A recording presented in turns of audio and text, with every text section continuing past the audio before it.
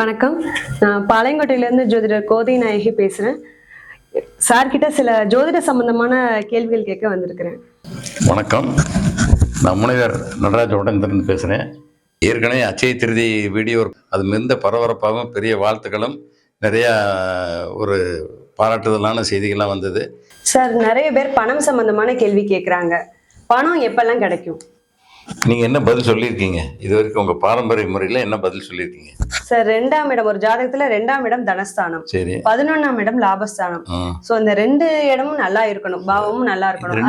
அதே நேரத்துல குரு பார்வை இருந்தா பணம் கிடைக்கும் அப்படின்னு சொல்லலாம். ரெண்டுமே பணத்தை சொல்லிட்டீங்க. இந்த ரெண்டுக்கும் கொஞ்சம் வித்தியாசப்படுத்துவோம். தனஸ்தானம்ங்கிறது பிறந்ததுலேருந்தே நம்ம குழந்தையா இருக்கப்ப அம்மா அப்பா கொடுக்குறாங்க, வர்றவங்க கொடுக்குறாங்க, அப்படி இப்படி வந்துடுறாங்க. அப்போ அவங்களுக்கு இயற்கையாகவே பணம் இருக்குது. ஆக்சுவலாக நம்மளுடைய கேள்வியுடைய நோக்கம் 11ஆம் இடம் தான் முக்கியம். அதில் ஏன்னு கேட்டிங்கன்னா, ஒரு தொழில் செஞ்சு அதன் மூலம் வரக்கூடிய பணம்ங்கிற அர்த்தம் வந்துடுது. தொழிற்சானம் எது? தொழிற்சானம் 10ஆம் இடம். இந்த 11ஆம் இடங்கிறது அதுக்கு 2ஆம் இடம். அப்போ தனஸ்தானம்ங்கிறது நம்மளுக்கு விட தொழில் மூலமாக வரக்கூடிய பணம்ங்கிறது இம்பார்ட்டண்ட். அதுதான் வாழ்க்கை முழுக்க இருந்து கொண்டு வருது. அப்போ இதுதான் நம்ம எடுத்துக்கிறோம் அதில். அப்போ குரு பார்வை 2ஆம் இடத்தை விட 11ஆம் இடத்துக்கு இருப்பது என்பது பணத்தை கிடைக்குங்கிறது உங்களுடைய இது வரைக்கும் பாரம்பரியம். நீங்களே எல்லா ஜோதிடர்களும் அதை தான் மெயினாக சொல்கிறாங்க. இது ஒரு அடிப்படை. இப்போ நம்ம அடுத்த விஷயம் என்னென்னா, நீங்கள் நாடி படிக்கிறதுனால கொஞ்சம் சுருக்கமான முறையில் பணம்னு கிடைக்கிறதுக்கு டக்குன்னு கேள்வி கேட்டு பதில் வாங்கலாம். பொதுவாக ஒரு ஜாதகத்தை கொடுத்துட்டு என்னம்பாங்க, மொத்தத்துக்கு நீங்களாம் என்னை அதை பற்றி சொல்லுங்க அப்படிம்பாங்க. அவங்க இந்த நம்ம என்ன பண்ணலாம்னா, நாடி முறையில் கேள்வியை கேட்டு தான் பதில் வாங்கணும்.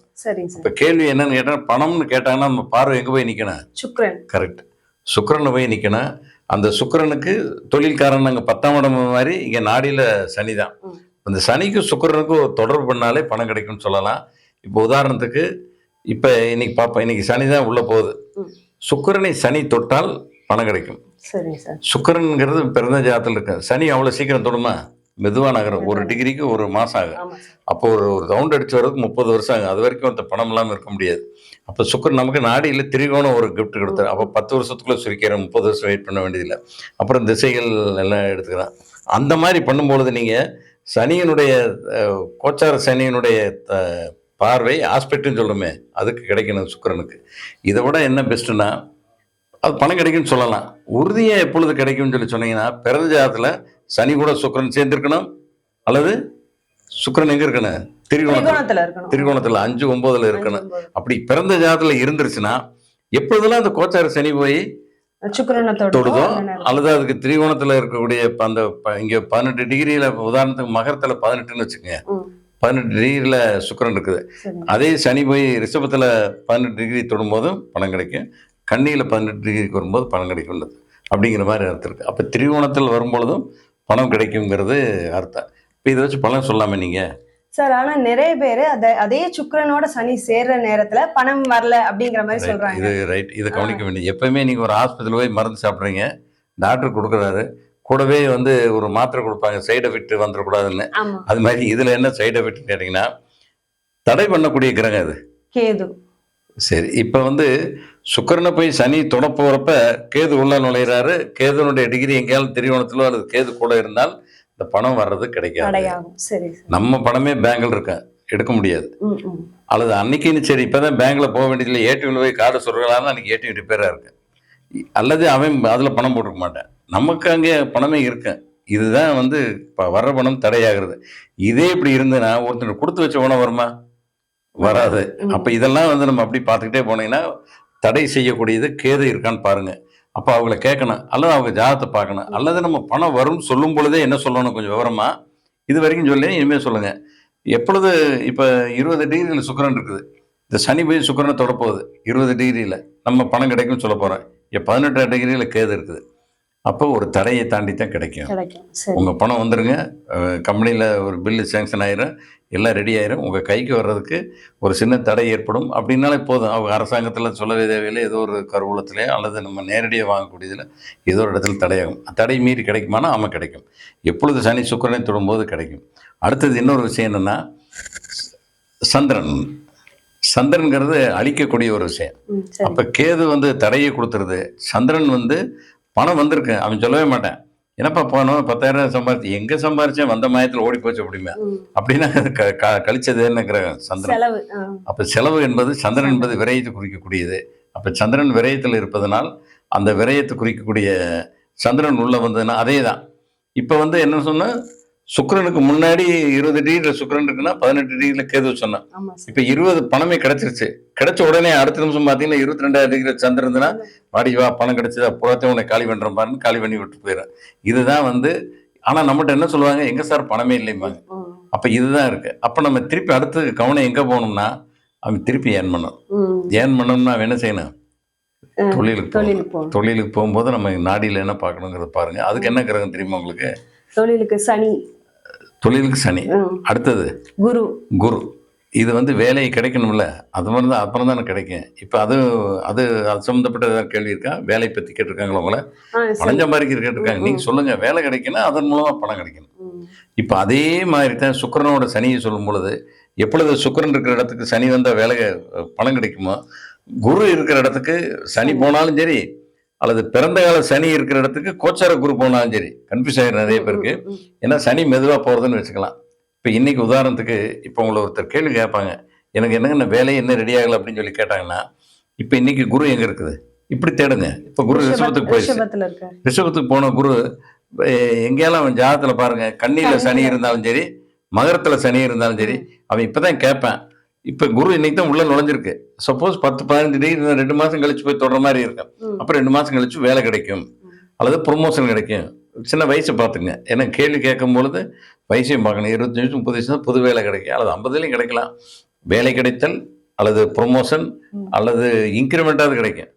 சரி, இப்போ நம்ம பேசுகிற பூரா படித்து பையை தூக்கிட்டு உத்தியோகம் பார்க்குறோம்னு சொல்கிறேன். விவசாயி என்ன செய்வேன், ஒரு லேபர் என்ன செய்வேன், அவனுக்கு இதே தான். ஒரு விவசாயம் பார்க்குறவனுக்கு வந்து விளைச்சல் நல்லா இருக்கும்னு அர்த்தம்.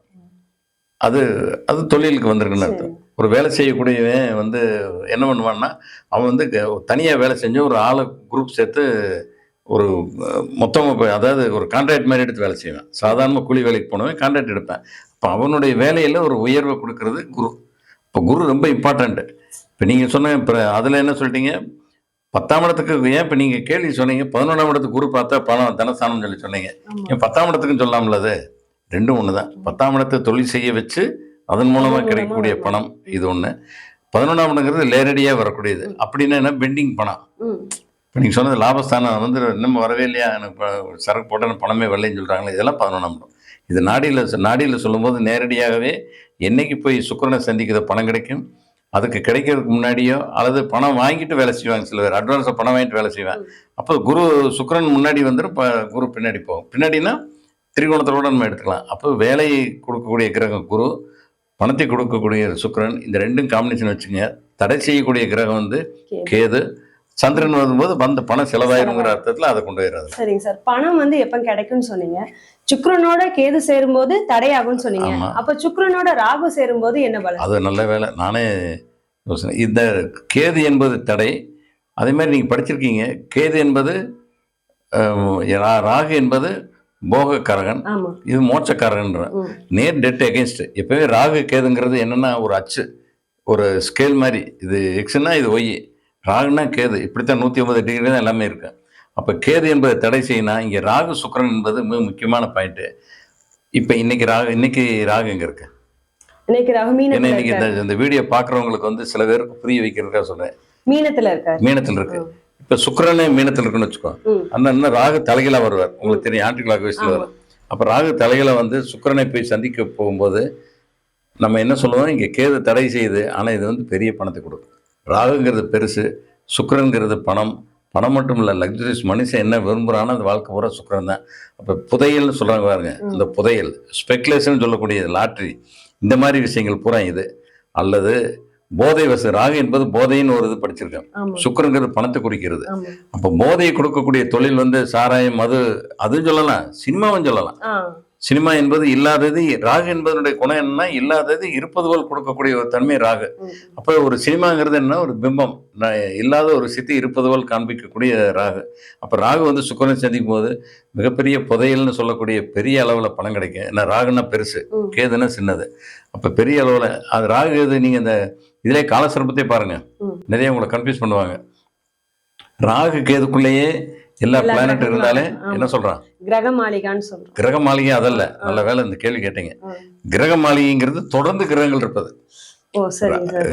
காலசர்ப்பங்கிறது ராகு கேதுக்குள்ள மட்டும் இருப்பது அப்படின்னு. இப்ப கிரக மாளிகைன்னு சொல்லும் போது ஒரு தொடர்ந்து கிரகம் ஆரம்பிச்சு கண்டினியூஸா எல்லா, எத்தனை கிரகம் இருக்கு மொத்தம் இருக்குது, ராகு கேதோட சேர்த்து 9 இருக்குது. லக்னத்தை போட்டா வேணா 10 கூட வச்சுக்கோங்க. அப்ப இத்தனையும் சேர்ந்து எந்த, அப்ப மொத்தம் இருக்கிற கட்டமே எத்தனை, 12. அப்ப தொடர்ந்து கிரகங்கள் வந்து இருந்ததுன்னா அது வந்து கிரக மாளிகைன்னு பேரு.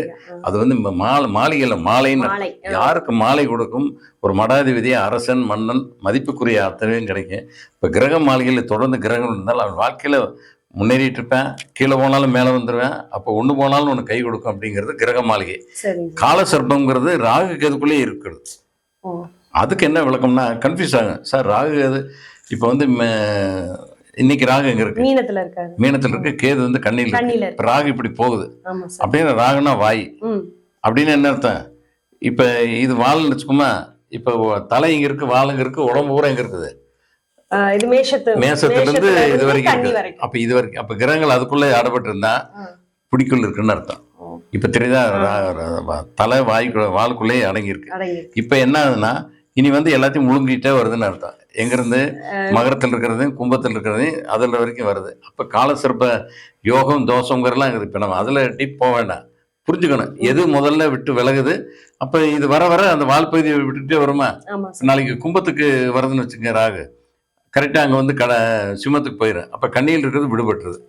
காலசர்ப்பங்கிறது அது அந்த மாதிரி. ராகு என்பது பெருசு. எதுக்கு இந்த விளக்கத்தை சொல்ல வந்தேன்னா, ராகுன்னா பெருசு, பெரிய லெவல் கிடைக்கக்கூடிய புதையல்னு சொல்லி, இந்த இடத்துல பணம் சொல்வதை விட பெருசாக கிடைச்ச புதையல் யோகம் பார்க்குறாங்களா, இந்த இடத்துல சுக்கிரனோட ராகு வந்து பெருசு பண்ணி கொடுக்கறது புதையல் யோகம்னு சொல்கிறேன். நல்லவேளை இந்த விளக்கத்தை பயன்படுத்திக்கிட்டீங்கன்னா இனி வரக்கூடிய ஜாதகம் பூரா உங்களுக்கு கை கொடுக்குங்கிற மாதிரி எடுத்துக்கலாம். இது ஒரு நல்ல விளக்கம் தான். இது ஒரு முக்கியமான விஷயம் என்னன்னு கேட்டிங்கன்னா, அது சொல்ல விட்டுட்டேன்.